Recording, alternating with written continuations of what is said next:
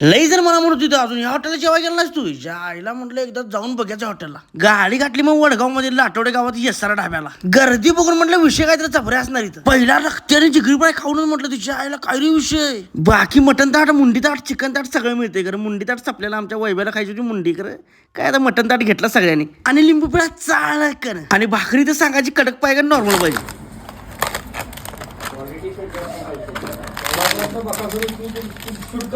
ही म्हटली तर रश्या संग ही भाकरी खाऊन बघ कडकडीत एकदम मजा येणार. ताटाला मटण रस्सा पण येतोय आणि मुंडी रस्सा पण येतोय. मग काय द्या का म्हटलं सगळं मिक्स करून काय विषय नाही. ते पण लिंबू चाळकडे पिळकी आणि रवका मारके आणि नळकुंडा काय आपल्याला येतेच हो. कसं गाबा वाढायचा जबर एकदम. कार्यकर्ते ऐकतोय दणका द्यायला तर आम्ही आमच्या पैशाने जेवतोय त्यामुळे काय दणका द्यायला लागतोय असा. आणि रस्सा बिस्सा कटबिट मारून एकदम विषय करायला लागतोय. बाकीकडे आला की जेवणाच्या आधी बसण्याची पण सोय समजलं हो. ते राहू दे. भाकरी बघा एकदम कडक आणि गाभा कसा एकदम गरगरीत.